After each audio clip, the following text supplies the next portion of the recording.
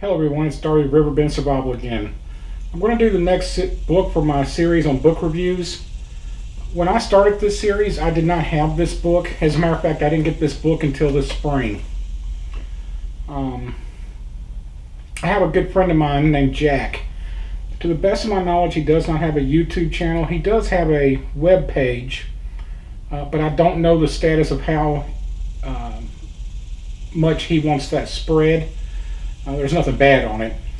He put some outstanding stuff on the page. When he sees this video, he'll let me know if he wants me to give a link to it. If he does, and I'll put it down below. But I'm just not going to spread his page around because I don't know how private it is, how private of a group he wants on it.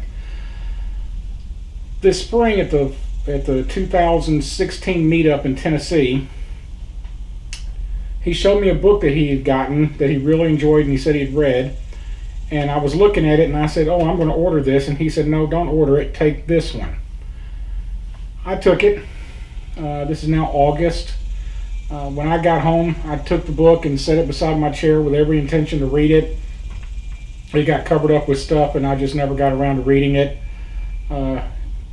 Just a little while ago, I was thinking about it and I said, I was trying to figure out where that book was at. It was right beside the chair that I sit in every night. Dug it out. Started reading through it. Folks, I love this book. This book is outstanding.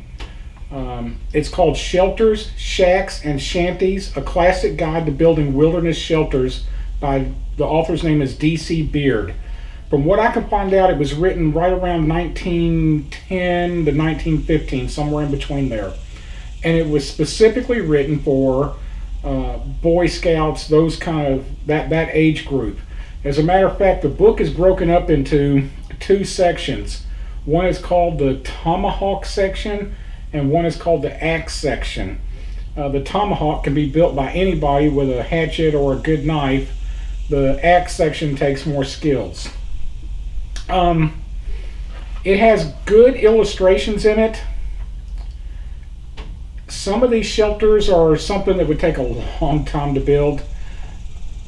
Some of them are very basic, but what I want to do, if I can find it, and you have to excuse me because I have to wear glasses when I read now.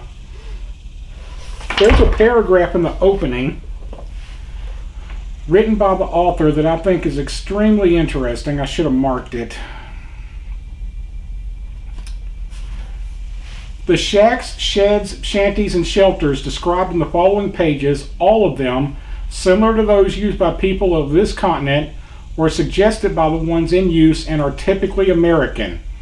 And the designs are suited to the Arctics, the tropics, temperate zones, plains, mountains, desert, bogs, and even water. He goes on to say in here that this book is not an encyclopedia or history of primitive architecture.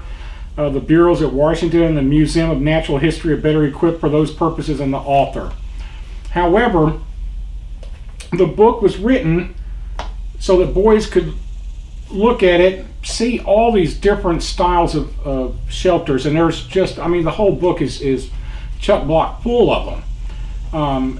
You can, I'm sure the camera's picking it up. I keep saying I don't know if the camera's picking it up or not, but it's just page after page of different types of shelters, all the way from a simple lean-to up to massive log cabins with chimneys and other things.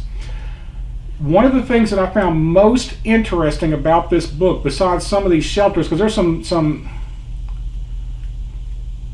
Okay, let's get real about this for a second. If you're into bushcrafting, you know shelters. You may not have built them. You may not even have the skills to build them. But you know shelters. You know a lean-to. You know an A-frame. You know a log cabin. These are just variations, and it's just dozens and dozens of variations off of those.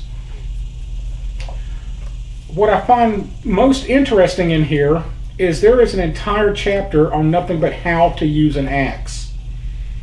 How to chop wood, how to make shingles, how to make wedges, how to make all the little things you need to make and the skills you need to have to make these shelters, or really any shelter, is in this book. There's this chapter in here on hinges, how to make hinges of wood. There's a chapter on here on door hasps, and it's some of them are complicated. But you know, it's all the way from the simple foot lever door hatch all the way up to this bow and arrow type hatch and double latches, and there is stuff in here that I've never seen before.